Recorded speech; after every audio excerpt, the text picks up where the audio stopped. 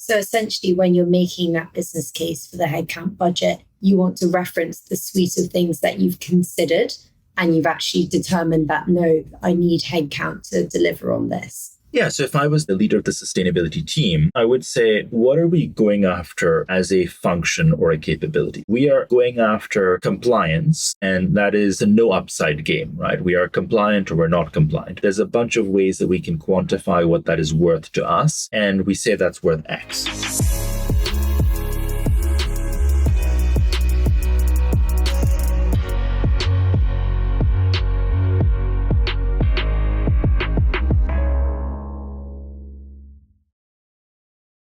A well-structured sustainability team is essential for driving impactful environmental initiatives, but it's no walk in the park. So we are running a 2-part series where we'll talk about, in the first episode, how to set up a high-performing sustainability team. And in the second one, how to manage a high-performing sustainability team. Seth, welcome. Hey, Izzy. Glad to be here. How are you doing? I'm very well. How are you? I'm good, thanks. I've been sort of binging out on US election stuff, and there's quite a lot of it going around. I sort of got into it because I previously followed a lot of the more competitive elections. Like I followed the first Obama election, for example, and then the first Trump election. And this one also looks like a really exciting one. And I thought obviously there's a sustainability angle and lens to it, in that whoever wins is likely to be an impactful person and regulatory force on the global sustainability agenda. But it's also just quite, it's quite manic, and certainly as compared to the UK counterpart, I feel like it has a lot more life in it and a lot more to play for, which is fun to watch. I think it's also way more exciting to watch. Like at all the rallies, there's famous people singing and dancing. So it's like a big performance, not just, I don't know, if you go to a Labour Party rally, it probably wouldn't have Taylor Swift potentially singing there. So there's a lot more going on. Yeah, it's a proper production. Like this Democratic National Convention, it was just, the amount of money that must have been spent choreographing, planning, prepping, and just the, sheer sort of force almost of the event, like all the speakers, all the, like the weight that they attribute to this, like you kind of really go away feeling this is some sort of existential fight. And then I watched the Republican National Convention footage as well, and it's the same sort of thing, just slightly different. So it's quite fun to see. And Steph, before we get on to the meat of this podcast, if you were to give me a very brief summary about what you would envisioning happening to corporate sustainability if either party wins, what would those one-liners be for Trump or Harris? Yeah, it's a good question, Izzy, and I don't think it's easy to answer. And I'm going to give my perspective here, but I'm sure others will have views. So I think that if you end up with a Trump victory, I think we're likely to see a bit of a step back on sustainability. I don't think it's going to be as big a step back as some are saying. And so if you kind of think about the most extreme versions, it's where you actually get rollbacks of stuff like SEC regulation and rollbacks of some of the big pieces of legislation that have been passed, like the Inflation Reduction Act, for example. I actually would be surprised if that happens in a big way. And I think part of that is because if you look at the Inflation Reduction Act, for example, I think there's already enough vested interest from American business in making sure that that stays and sticks and continues, that I don't think it's likely to see much of a rollback, even if they could get the, let's say, cross-party consensus that they would need to make some sort of meaningful rollback there. On the SEC side, I think it's a little easier for them to achieve change. But if you look at where the SEC landed ultimately, they're not very misaligned with where most large businesses are already heading. And so I think you might find that on the edges of the sustainability movement, when I'm speaking about environmental sustainability, I think you might find that some of the companies that were relatively new to the journey and where the commitment was a little lighter and a little less vested, I think maybe those companies start to step back.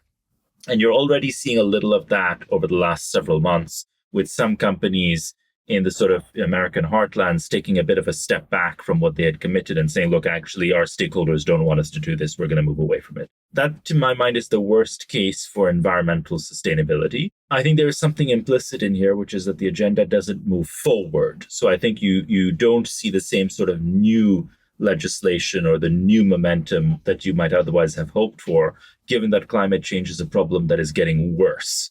And so while I think that the step back will be much less than people think, I think the real loss is the steps forward that you would have hoped for. I think if you end up, on the other hand, with a Kamala Harris win, then I think you probably start to see some doubling down on the strategy that was deployed under Biden.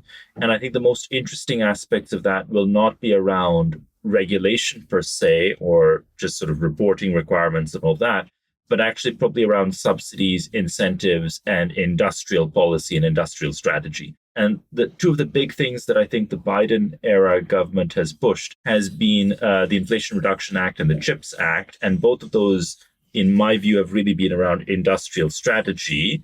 And within that, they're trying to position certain industries as new strategic industries for the US. So semiconductors, for example, but also renewable energy and energy transition technologies.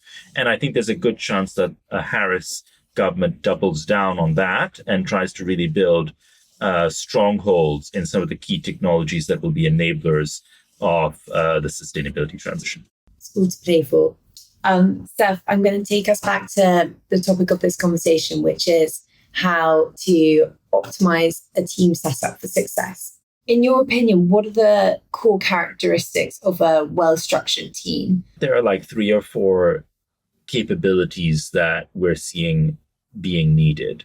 One is around the data and analysis side. And as the function gets bigger and you start to think of maybe multiple teams, that data and analysis could include leaning more into the IT side and sourcing data and setting up integrations and making sure that the data is available.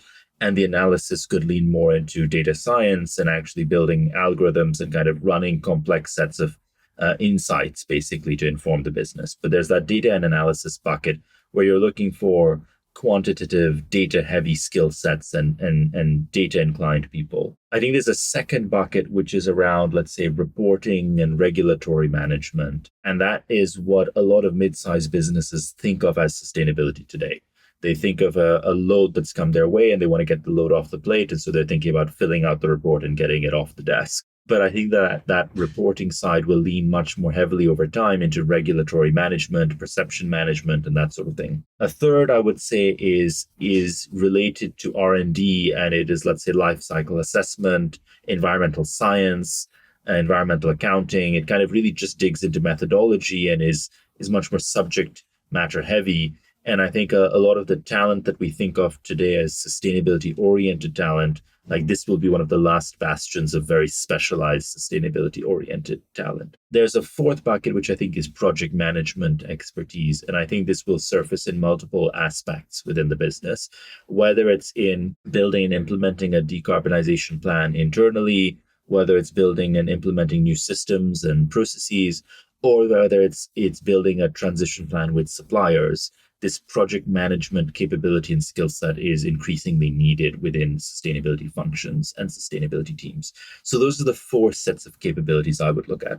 And what about communication and claims? Does that fall into your reporting and regulatory bucket, or would you see that as being owned by marketing, external, not externally, but marketing team? Or do you think actually that should be embedded into the sustainability function? Yeah, it's a good question. The reason that I haven't mentioned it is because I think that effective marketing teams will market sustainability effectively. And so I think that there's an element of bringing context into the marketing team, but I don't think it's a functional capability that is underrepresented within most businesses intrinsically. Like, I think these other 4 are underrepresented within sustainability functions, and they either need to come into the sustainability function, but they're like additional work that someone needs to deliver, and these are the capabilities that are going to be needed for it. Whereas I think that from a marketing and commerce perspective, I don't necessarily think it's an additional resource challenge. I think it is a context and subject matter transition where marketing teams need to be sustainability aware and understand what the message is, and then they should be able to promote it. Interesting. We had an event last week, which was all around managing and maximizing sustainability budgets. And one of our amazing panelists, Fran Haycock, head of sustainability at Greencore, was saying and basically hammered home the need for ruthless prioritization when you're building a team, and ruthlessly being watertight on what are the must-have roles and what are the nice-to-have roles. In your experience and from conversations you've had with other companies, what are those must-have roles? There is really no single right answer here. I think that it really differs very widely by business and by available resources. And so if you kind of look at Fran's business in Greencore, that's a new build sustainability team. I don't know if Fran is the first person to hold that role title, but I'm sure she's one of the first, and she's certainly the first, I think, in this new generation. And so she's really kind of trying to do two things. One is manage transition and setup of something new, and the other is resource for steady state. And the requirements for both of those things look a bit different. So if you're a business that is setting up a sustainability function from scratch, and this is a new challenge for you, then you need to resource for things like data, systems, processes, and setting those things up and creating a plan and creating a strategy and designing interventions. And that might look like a surge of resource requirement that is beyond what you would need in steady state. So there, maybe you actually need like support from a data architect or a person from the IT team to help you source the data you need. You might need to procure software. You might need to procure consultants to support you on the strategy. You may not need in steady state or may not need to think about in steady state. Whereas for steady state, the pieces of work that you're likely to need, I think, can be divided into these two packages. One is what are you continuing to own as the sustainability team? And the other is what is actually something that belongs in another domain within the business. And you need to make sure you can work well with that domain and upskill that domain and empower that domain to sort of deliver on that topic. And so marketing, for example, I think is one of those areas where you shouldn't try and own marketing within sustainability. It's going to be much more effective to try and bring sustainability into marketing. On the other hand, I think that good project management expertise is going to be necessary because you're delivering programs. Good data analytics and analysis is going to be necessary, whether you're doing that through software or consulting or in-house capabilities. That's an ongoing requirement. And I think you will probably have some need for environmental science if you're in an environmentally complex business space, like food and bev, for example, apparel, personal care, where there's complexity. And I think that it is quite possible that your business will expect you to also own the reporting and compliance side of the topic if that doesn't sit in finance, for example. So I would say these are probably still the four kind of classic areas where sustainability might need to bring sort of resources in-house. What about internal engagement? Like, I think every podcast we've had, or most conversations I've spoken to other sustainability professionals about, revolve around internal engagement and actually how can you get people on board? How can you get other team members or other departments behind you, whether it be procurement, whether it be R&D? That seems like quite a strong skill set to have, and it's also hard to learn. Like sometimes you have to kind of flex those muscles for a while. Would you say that should be included within your buckets of skills that you just mentioned? Yes and no. So I would I would distinguish between roles where sustainability is a major versus roles where sustainability is a minor. And so I would say that if you are a reporting and regulatory compliance person sitting in the sustainability team, sustainability is kind of like a major to you. This is the reason that you're in this role in this business. Whereas most large companies will have a team or an individual in charge of internal comms, internal alignment, this sort of thing, or some shape of that role. And I would say for those people or that person, sustainability should be a minor. It should be an area which they understand and are conversant in and can work into their existing swim lane, much like marketing. I would say finance arguably should increasingly also have sustainability as a minor. And so you could say, well, let me bring in a sustainable finance person into my sustainability team. There are some situations where that is useful and helpful. If you're actually dealing with complex sustainability linked financing products, for example, that may be useful. But more often than not, you're going to try and think about having sustainability be a minor for a person sitting in the finance team, where that individual also has this as something in their training and their skill set in their scope of work.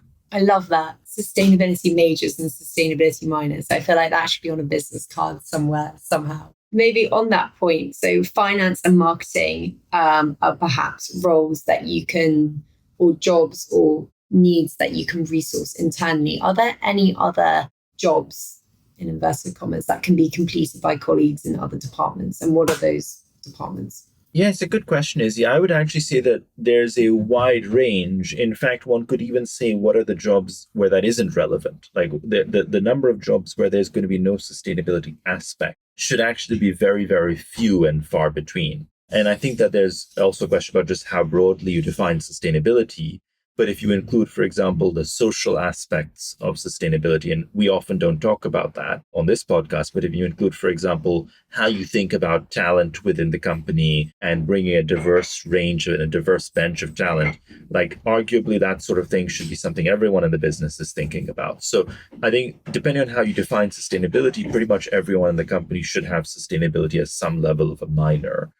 I think there are some teams where that is much more pronounced or much more important and much more obvious. So, for example, ops, logistics, and procurement, I would say, are three areas that I'm seeing as very heavily oriented, and sorry, probably also R&D. And let me maybe reflect on a few ways in which that happens. On the ops side, a lot of the first initiatives that companies look at end up falling within their operational domain, within their scope 1 and 2, or just within what they can control. And the targets tend to be much more ambitious within that space. And so it is a massive gap in your program and plan if whatever team is managing operations is not thinking about sustainability. Similarly, procurement is going to be a massive lever of change for you because it's where most of your environmental impact sits. So within procurement, you need to have your existing account managers, your existing procurement teams, any procurement comms teams, and I'm finding procurement comms teams in larger companies, they all need to think of sustainability as a minor on what they're already doing. And potentially even these are carved out dedicated roles within those functions, but certainly as a minor, it should be an aspect of the work there. I throw in logistics because I'm finding a lot of companies are seeing logistics change as low-hanging fruit and easy interventions, quick wins to get going with. And so I think that logistics, like it or leave it, will be under a lot of pressure and is under a lot of pressure. So it makes sense for that team to also be thinking about this. Okay, so what we're kind of describing here is like a decentralized sustainability team. So you've got your sustainability champions in every team by way of, upskilling that some sort of lever that you've pulled that makes them kind of committed to the sustainability agenda. What are those levers, and how do you actually go about finding your sustainability champions? In some cases, they do find you. I think there's a lot of sustainability inbound within business from other teams into the sustainability team offering to help and asking how they can help. That said, I think the best way to do this is to think of sustainability as a company-wide transition, very much like a digital transition or an AI transition or advanced analytics transition, which is like a full contact sport for the whole business. The whole business needs to make this shift. And so let me maybe just describe how this would work for a digital transition, which many large companies have been through, and just draw the parallel. In a digital transition, the way that you'd approach this is you'd say, look, top down, there's a big pie of opportunity for the business if we make this transition. However you measure or quantify that, there is a big pie. You then say, okay, great. What we need is every part of the business, every team, every function, every business unit, however you classify it, to start thinking about what digital means in their part of the business. What are the digital use cases? Where do they move the needle? What does that slice of the pie that they're responsible for look like in terms of size? And then that function or that business unit starts thinking about how they can enable this within their teams and how they start putting names against each use case. It is very similar for sustainability. And so within sustainability, you need to start looking at individual activities and say, well, what are the levers that I'm putting against each activity to drive change? There are logistics levers. There are levers coming from redesigning the product. There are levers coming from maybe pricing the product differently to accurately capture value from sustainability. There's going to be a broad range of levers which can be assigned based on business unit and team. And I think that should then filter down or cascade into competencies or these sort of minors. Like if sustainability is a lever for marketing, for example, to position a new product line, what does that mean exactly? Is there a training that's required? Is there a capability that's required? Are there new KPIs that are required? Like defining the nature of that minor still becomes important. Okay, so we've looked at sourcing competencies and like internal resourcing to complete your sustainability agenda. What about externally? When should you, and actually this comes back to this whole ruthless prioritization, when should you look to externalize some of the jobs through or expertise through consultants or software? And when should you actually make sure that you internalize them because it's a key skill or key expertise to maintain for internal needs? I think that there are sort of two principles that are quite well understood by business. And I think those principles are you want to try and avoid fixed cost as much as possible. And you also want to try and optimize for efficiency as much as possible. And so, with those principles in mind, I would first think about, is this something that actually needs to be done?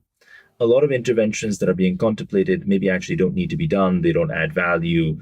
They're not necessary. And so the first filter is always that. I think the second is, if this needs to be done, does this have to be done by someone internally? Is this best fit for someone internally to do? Is there expertise that is required, which internal resources wouldn't have? And that's kind of like, do I need to look outside my existing frame of reference, my existing team?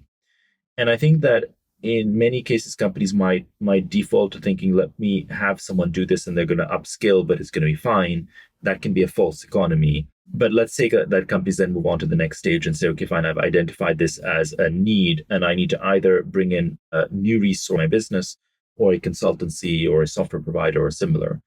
I think that with a person coming in, you have a lot more responsibility that comes with that individual that you're hiring. You need to think about progression, growth, opportunity, excitement. That person comes with more than just a cost. There's a responsibility associated with that is a very real one, both qualitatively in terms of just people and quantitatively in terms of cost. And so I would always see that as a last resort because it is much harder to make that flexible. Like in the tech space, you now have talk about potentially having a unicorn that could be a single person business, like one person generating enough value through AI and software and tooling to create $1 billion of value. And I think that principle is interesting in business today, which is, can you actually deliver a lot of value without taking on a lot of fixed cost? Can you deliver a lot of value through the use of surge capacity externally when you need it, through the use of software, through the use of automation, such that a small team can be much more lean, much more nimble, much more effective without having long-term liabilities that are harder to manage?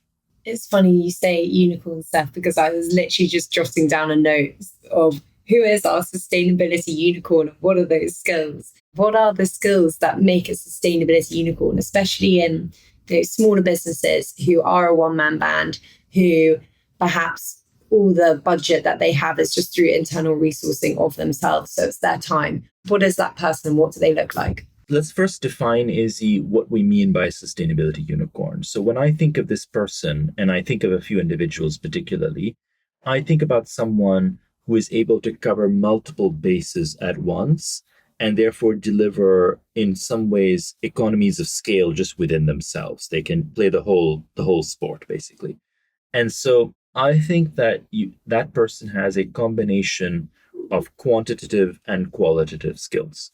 Quantitatively, they are able to work with data, run their own analysis, and be proficient, whether that's at the level of something like Excel or something more advanced like Alteryx or Tableau, let's say, right? It doesn't matter, but they are quantitatively inclined and able to work effectively and smoothly with data to generate insights as a result of their analysis. That's the quantitative side. On the qualitative side, they are able to communicate effectively, prioritize effectively, and manage projects to implementation effectively. And I think the combination of these two sets of skills, this sort of quantitative and qualitative, to me makes a sustainability unicorn. And I've seen multiple of them in different businesses at different levels of seniority. And you will usually find this individual running multiple projects internally of multiple types, often as a one-person band. And they might have come out of the, let's say, the R&D heavy side where they're an environmental scientist or an LCA expert, and they have also built the muscle to communicate effectively and to run projects effectively, etc. And they're now kind of leaning out from there. Or they've come at it maybe more from the qualitative side. They've been a storyteller, a narrator, a communicator, and they've learned the analytics and data side because they've had to. You can see all shapes and sizes there. I think also an interesting distinction is when you're hiring, is if you're looking for this person or this unicorn internally, so from other departments and functions, or externally from, I don't know, other leading sustainability teams that you've been spying on and you like. Would you be able to just outline the pros and cons to each? Because I know we've spoken about it a lot behind the podcast wall. I'm always averse to expecting that I have hired a unicorn. I sort of speak personally, like as in, I think when you're recruiting someone, you should recruit someone for a role and not necessarily assume that this person is going to be a super flexible, super capable individual that can cover multiple bases. You may find that this individual like really just nails it in the first 3-4 months and is rapidly able to take on other responsibilities. And that's a great win. And I think with every hire that you make, one should have a view on what could this person be doing in the future state, or what could this person grow into. But I would never assume that that's going to be the case up front. Within the sustainability space, I'm seeing a wide range of, let's say, talent qualities. And this is also, frankly, true at multiple levels of seniority. I am seeing junior talent that is clearly high performing, high caliber talent that could have succeeded in any other role type that they would have wished and chose this role for mission reasons and can run as far as this road will take them. And I think those are the people most likely to be sort of unicorn talent. And I see also people who are early in their career and attracted to this space because it seems fun and kind of, interesting and exciting. And there's a massive dearth of talent in this space. And so they've gotten a role, but they wouldn't necessarily have excelled or succeeded, frankly, in other roles in high-powered organizations. And I actually see exactly the same thing at every level of seniority. I see chief sustainability officers or equivalent that are also effectively lucky in that they have a C-suite or C-suite -1 sort of role by virtue of the space being important and having momentum and having been in the right place at the right time, but not necessarily bringing in the right talents and capabilities. And I see people who have moved in laterally into that space from other high-powered roles, and they're moving there because they see opportunity to have an impact and to excel and to build a career. And so you kind of see the mix actually very, very interestingly enough at all levels. Seth, we spoke about previously fixed costs and more flexible costs. I'd love to just get into what a headcount budget looks like, how you unlock that budget, but then also how you should scope out that budget. Yeah, it's a hard one to give a precise answer to, Izzy. And I think when I kind of roughly looked at this across companies that I knew around a year ago, I think what I found was somewhere around, I think it was like 1.5 FTE per $1 billion of revenue. I was kind of noticing as a rough rule of thumb across many companies. And in some cases, I think it was significantly higher as an outlier, and in some cases, significantly lower. But I think that that's evolved a fair bit over the last year. And I think that the most effective teams are now thinking about sizing this based on aspiration. So are they seeing sustainability as a cost center? And basically there's regulatory requirements, there's reporting requirements, there's stuff that needs to get done. And you want to do this as efficiently as possible with as little cost as possible. Or is sustainability actually underpinning a big part of your strategy and there's a value capture and a value gain there? And I think that you want to sort of start thinking about resourcing accordingly. And so if you think about, let's take the example of a packaging company. Let's say it's a B2B packaging company, let's say doing somewhere between 5 and $15 billion of revenue. I would say for such a business as that, you actually have a massive upside opportunity. And that upside opportunity in terms of how you resource it should dwarf the cost center opportunity or cost center requirement. What I mean by that is the reporting and regulatory stuff that you have to do does not necessarily scale. Like it is what it is. Maybe it's a few people in the team managing that. And, arguably, let's say, 2, 3 people should be able to manage that compliance aspect sufficiently well if you just isolate it to that. However, there is a massive upside here in terms of your ability to build strategic relationships with your customers, long-term relationships, get more volume. I was just on a call earlier today with a big beverage company, and this company spends over $10 billion a year of spend with its suppliers. And they're now looking to craft a program where they can channel more volume towards suppliers that are more sustainable and demonstrating sustainability. That's a massive pie to grab. And so if I was a packaging company, and there will be many packaging companies in the supply chain for this business and many others like it, I would see that as a huge opportunity and resource accordingly and think, okay, great. What do I need in terms of data that I'm sharing with my customers? What do I need in terms of R&D to pitch new solutions to customers? What do I need in terms of maybe specialized sales capacity, salespeople with a minor in sustainability that can go and pitch the new solution to the customer as well? Am I spending more on events and communication and marketing collateral? There's like a whole suite of things you could be doing to capture that value. And so I think it really depends on your aspiration. So essentially, when you're making that business case for the headcount budget, you want to reference the suite of things that you've considered and you've actually determined that, no, I need headcount to deliver on this. Yeah. So if I was let's say the leader of the sustainability team, I would say, what are we going after as a function or a capability? We are going after compliance, and that's a no upside game, right? We are compliant or we're not compliant, basically. And we measure that by minimizing fines, minimizing brand risk, minimizing workload, right? There's a bunch of ways that we can quantify what that is worth to us. And we say that's worth X. And in most cases, if you quantify that appropriately, it will more than justify the headcount that you need to do that well, even though that headcount is likely additional to business as usual historically. So it's a new requirement, it is a new spend, it is a new budget that's needed. But the downside of doing that badly, if you just think of brand risk and fines and the like, is easily big enough to justify whatever resource you're likely to throw at it. Obviously, still do that efficiently. There's, however, another piece, which is if we do this really well and we lean into the commercial opportunities at play here, we lean into the procurement opportunities at play here, what does that pie or value pool look like? And what would we need to do it well? Like, are there 5 or 6 interventions that we need or initiatives that we need? Are there capabilities that we require to do that well? And what does that cost? And that gives me my full suite of sort of budget for sustainability.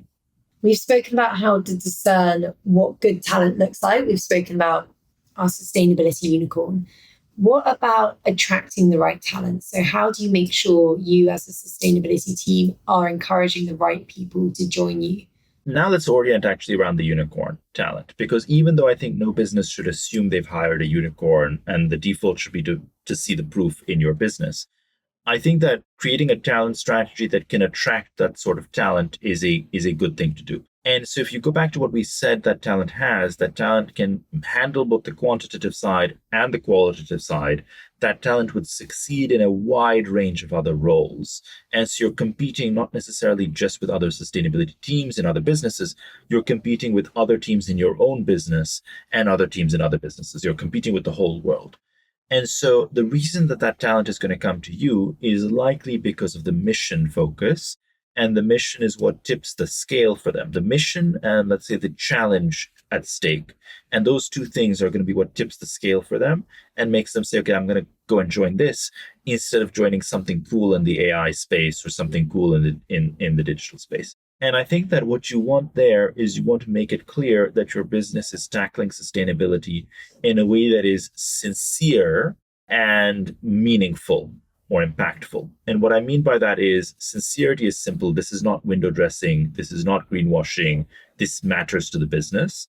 And meaningful means that we are going to do things that are challenging and exciting and change the playing field for our business, potentially for the world, but certainly for our business.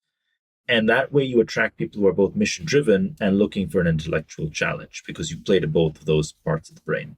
Seth, do you have any favorite sustainability teams?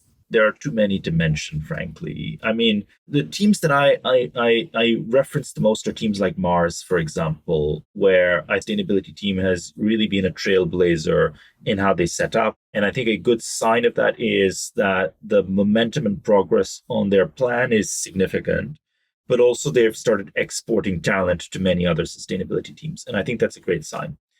Another company that I see doing that well is Diageo, where I see that sort of export or proliferation of talent. I see as a great, almost like a lagging indicator, where if the company has a reputation in its space for delivering sustainability well and efficiently with good talent, that talent will get poached. And so if you're seeing that talent now turning up frequently in other businesses, as I am seeing from Diageo and from Mars, you kind of infer that actually over the last 4 or 5 years, that company built a brand around what they're doing in sustainability such that their peers looked at them and said, hey, I want to acquire that talent that was incubated there. So these are two companies where I'm seeing that happen more than average or more than is normal. In our next second part series of this podcast, we're going to talk about how to retain that talent, because I think an observation that we've both had is that there's quite a lot of churn in the sustainability professional space. So we'll be talking about skill development, upskilling, talent retention, all of that. But I think the last place that I would like to just get your eyes and brains on, Seth, is actually where to look for this talent. Where are you supposed to look for sustainability professionals? Is it LinkedIn? Is it via recruiters? Is it, stalking other sustainability teams? Where are the honeypots that they're all sticking to? It's the same thing said a different way. Like, I would look to my community, people I know, peers, and I would look to companies that are delivering this well, and I would look for alumni of those teams, because sustainability is a new space. There's a lot of subjectivity. Most companies do this differently or approach this topic differently. And so if you want best practice, you're going to either have to acquire it through talent acquisition or through consultancies and otherwise. And so I think a good way to get best practice is to bring in people who've done that before, seen it done in a way that you respect and admire. Yeah, and have dealt with similar change transformations before. Is there any last piece of advice that you'd like to give to anybody who's looking to set up a team? Give yourself a lot of room for iteration, I would say. Start small, scale up gradually, identify concrete work streams that need to be done, create distinct ownership over those work streams in people, and then kind of go from there. Yeah, I like that. And to reference Fran again, she was talking about accountability and how do you make sure people feel accountable.